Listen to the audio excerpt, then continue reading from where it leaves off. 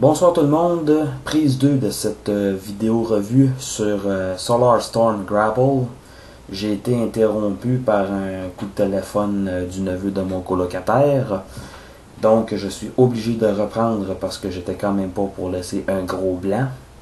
Et compte tenu que je suis pas encore familiarisé avec le nouveau Windows Movie Maker, faire des montages c'est laborieux pour moi. Donc je suis obligé de tout recommencer à zéro. Tabarnak. Bon. À ce temps que la Steam est sortie, on va pouvoir se pencher sur l'examen de Solar Storm Grapple. Je vais mettre Inferno de côté et me concentrer sur Grapple. Un fait à souligner, c'est que Grapple, cette fois-ci, s'écrit G-R-A-P-P-E-L. Alors que dans G1, c'était G-R-A-P-P-L-E. Donc, une question de copyright, sûrement ça. Et on a rajouté Solar Storm, tempête solaire. Pourquoi tempête solaire? Probablement à cause de sa peinture jaune orangé. Donc, c'est un camion de construction, un camion grue jaune orangé avec des lignes noires et des gyrophares rouges. On a la grue qui peut monter jusqu'à 45 degrés et qui peut s'étirer de quelques centimètres. Et on a le crochet au bout qui est mobile. Et le crochet étant pas fermé, on peut glisser quelque chose, on peut attraper quelque chose avec la grue. Donc, bien passé et peut tourner sur 360 degrés. Surtout ici. Et voilà. Les jantes, par opposition à Inferno, les jantes sont grises, métallisées, gris-argent, tandis qu'Inferno sont rouges. On a les mêmes détails de l'intérieur, les sièges. Bon, j'espère que vous pouvez voir assez clairement. Plus ou moins, mais bon.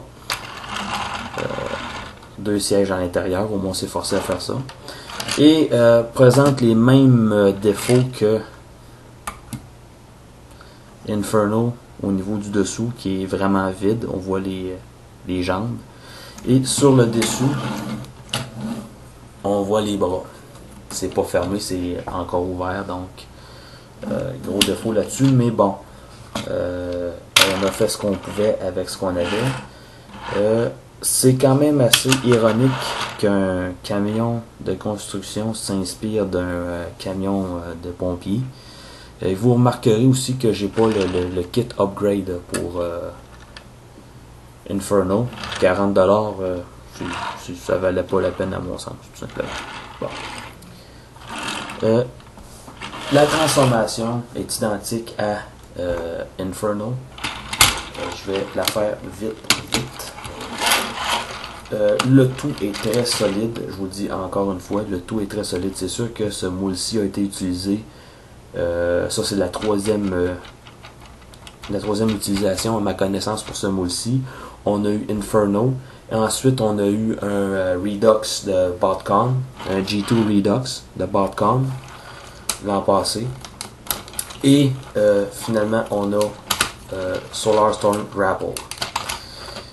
Et c'était spéculé depuis que Inferno avait été commercialisé que Grapple suivrait. Ça a pris plus de temps que prévu, mais on a finalement fini par l'avoir. Donc, un Voyager Class, somme toute quand même assez facile à transformer, pas très élaboré pour la transformation, mais quand même assez intelligente.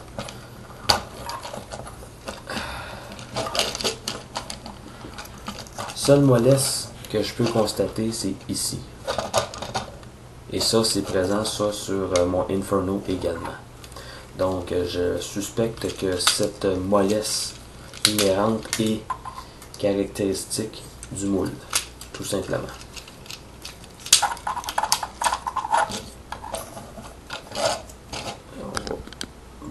peu. Comme ça.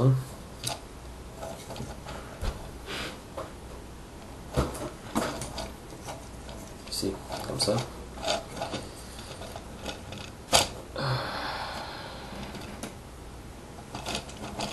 Comme ceci.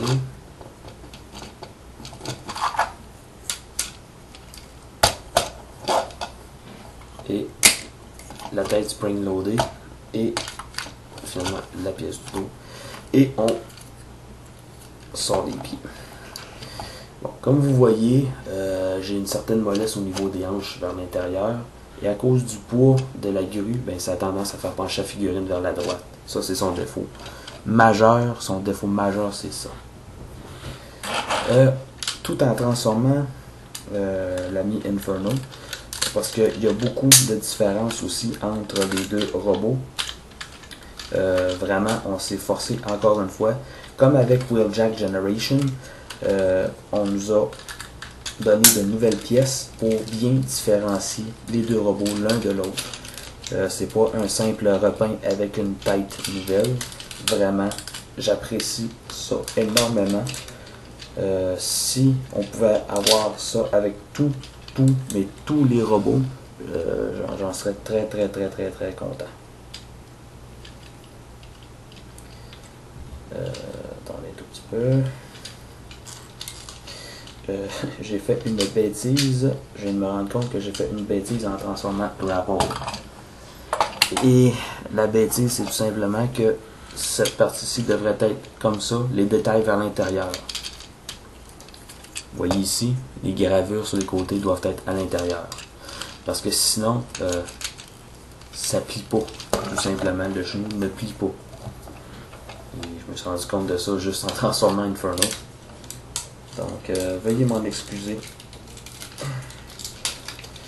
Et d'un point de vue tout à fait personnel, moi, quand que je transforme les bras de Inferno, c'est juste une préférence de ma part.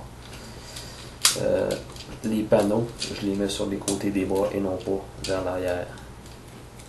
Tout simplement, pour personnaliser Inferno. Et on a à l'avant-bras aussi les panneaux qui tournent. Et voilà.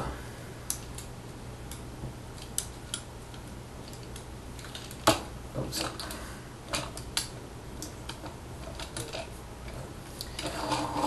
Maintenant, on a les deux faux jumeaux côte à côte. Évidemment, la première différence qui nous frappe, c'est la tête. Il y a du light piping à l'arrière et les yeux allument. Et la tête est très bien faite, rend très justice au robot, très appréciable. Ensuite, ce qui est différent, c'est les avant-bras et les mains. On a un nouveau moulage pour l'avant-bras et cette pièce-ci est fusionnée avec l'avant-bras, donc au contraire de Inferno, cette pièce-ci qui pouvait faire une rotation durant la transformation, cette pièce-ci ne peut le faire. On a aussi changé les pieds. Ça, c'est les pieds d'Inferno. Et voici les pieds de Grapple. Donc, on a vraiment fait un autre genre de nouveaux détails pour ça. Et en dehors du fait qu'on a changé le canon à eau pour une grue, pour Grapple, quel autre détail qu'on a changé aussi? Je sais que j'avais remarqué, outre les avant-bras, il y avait les mains, la tête, les pieds. Et je pense que c'est à peu près tout dans le fond. Mais c'est des changements très appréciables. Parce qu'on voit que ici, Inferno a les poings fermés avec des trous, tandis que Grapple a les mains ouvertes. D'après le moulage, je peux pas dire qu'il peut tenir de quoi dans ses mains, mais quand même, on a quelque chose de différent. Ça fait moins statique. Donc, c'est très appréciable de ce point de vue-là. Les articulations, c'est les mêmes qu'avec Inferno. La tête sur un ball joint, tourne de gauche à droite et va de bas en haut. Rotation des épaules à 360 degrés sur click joint. De même que Inferno. On a une articulation biceps, le coude et les mains. Les mains sont fixes. Ça reste possible, mais oui, les mains sont fixes. Tandis qu'avec Inferno, les mains sont rotatives. Donc, les mains sont fixes. On n'a pas d'articulation au niveau de la taille pour le tourner, mais on a les hanches qui vont sur les côtés comme ça. Les jambes vont d'en arrière en avant, mais un peu limité à cause du panneau. Okay? On a une articulation au niveau de la cuisse vers le haut et au niveau du genou, et le genou se plie. Et on a une articulation au niveau du pied. Donc, bien articulé, bien monté. Le seul problème, et je pense que c'est vraiment caractéristique du moule, c'est la faiblesse à l'arrière. Je vais mettre lui de côté. C'est la faiblesse ici à l'arrière. Ça se situe à l'intérieur de la pièce ici. Tout simplement. Ça fait balancer la figurine trop facilement. Peut-être qu'un démontage et une espèce de rectification avec du vernis à ongles pourrait faire des miracles, mais bon. Pour tout de suite, je ne m'y risquerai pas.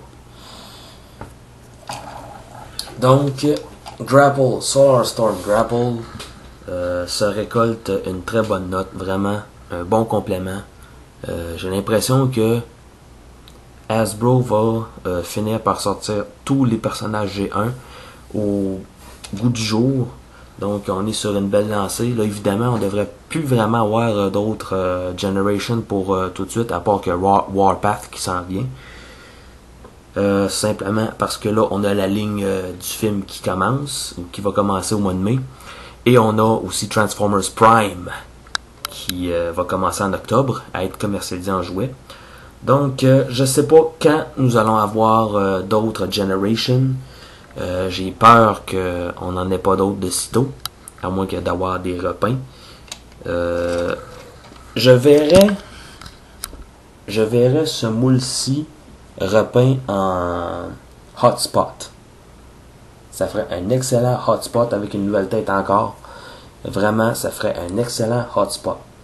Je sais pas qu'est-ce que vous en pensez, mais moi je serais vraiment d'accord et j'achèterais ce hotspot là si on utilisait ce moule-ci. Donc, moi je vous laisse là-dessus. J'espère que cette revue-là vous aura plu. Un vrai bon robot. Désolant par contre que les mains soient particulées. Ça aurait été plaisant. Mais bon. Très bon robot. Le gros défaut de la figurine, c'est dû au moule. C'est la faiblesse au niveau des jambes. Ou plutôt au niveau des hanches. Donc je vous laisse là-dessus et je vous demande de m'excuser pour ma hargne au début du vidéo et du sacre que j'ai fait. Donc voilà. Je vous souhaite une bonne soirée et j'espère que mes revues vous auront plu ce soir. À la prochaine.